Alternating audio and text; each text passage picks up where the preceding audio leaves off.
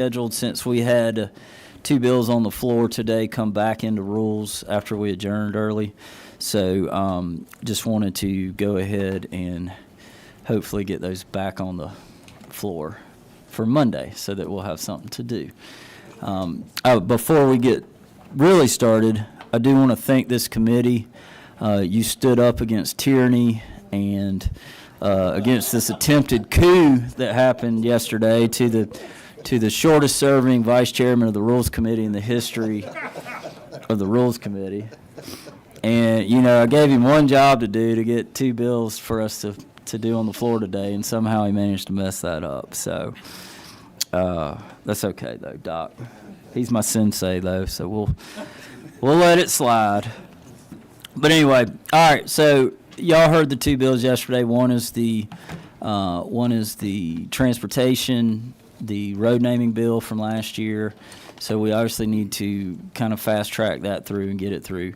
The second, and I know there were some questions yesterday, and I'll address some of those today, is on bail bondsmen and their ability to run for elected office. The current law does not allow them to hold any elected office with the exception of school board. And I had an issue in one of my local rural counties where lady won pretty overwhelmingly, and learned of that law that very few, if anybody, knew about until she read it at her training, which I'm proud of her for actually reading the handbook, because I'm sure many don't. And so she couldn't get sworn in, and due to that, they had to declare a vacancy and now have a special election, and qualifying is this week. She has qualified, and it will be, you know, if she wins again, it will be contingent on this bill passing. So the reason I'm doing this is because in our rural counties, we have, you know, there's a small population, so it's very limited on the number of folks that are willing to run.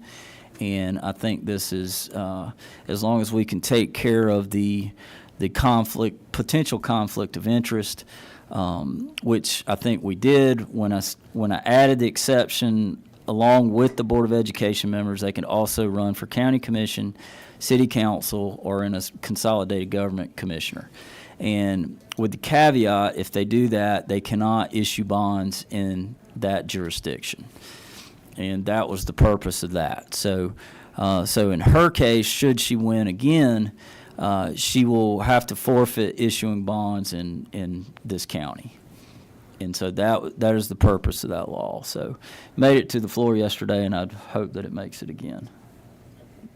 Yes, sir. Senator again.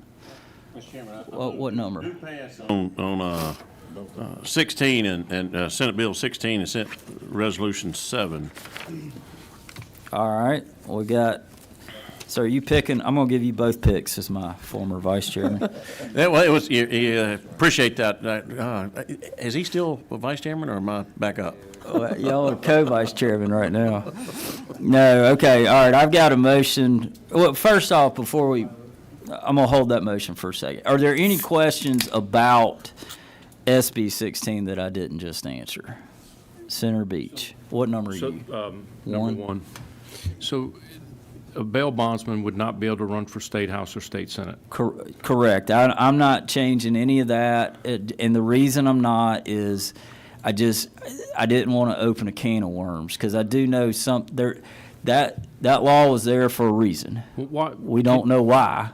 Nobody knows why. It could have been some bail bondsman threatening to run against a state house member. Who knows? I don't know.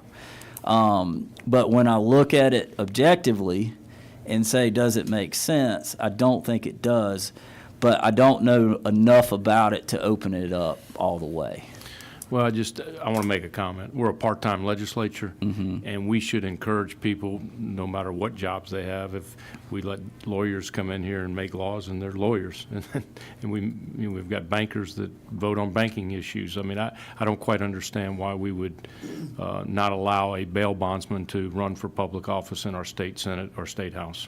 just my feelings. That's fair. I guess my concern is in this case, I'm kind of in a time crunch. Okay.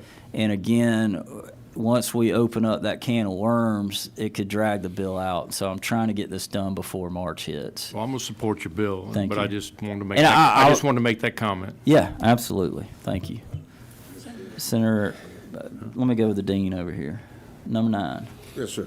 And by way of explanation, I was concerned about the issues that you mentioned for the very reason that you spoke to.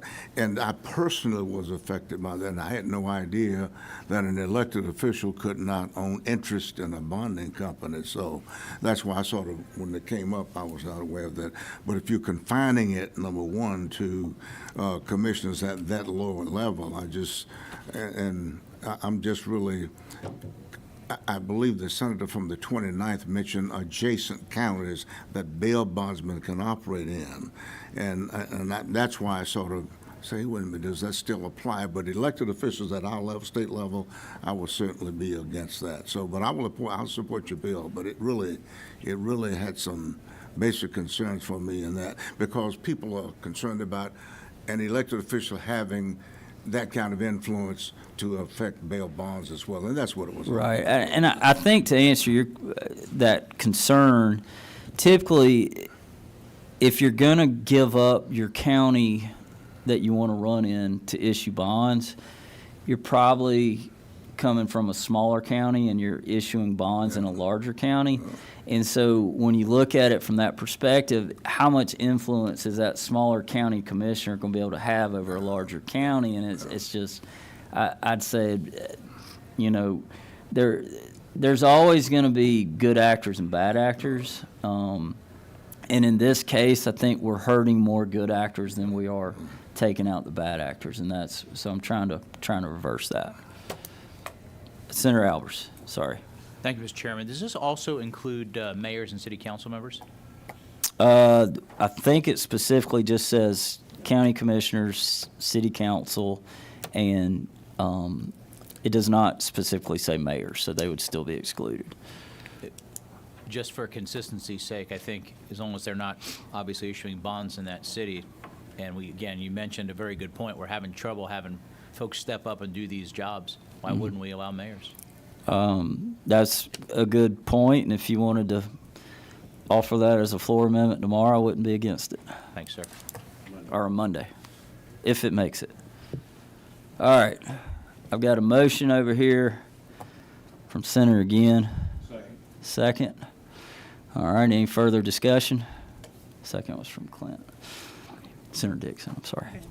Any further discussion? Hearing none. All in favor, raise your hand. All right. All opposed, motion passes unanimous. All right, this meeting's adjourned. Thank y'all.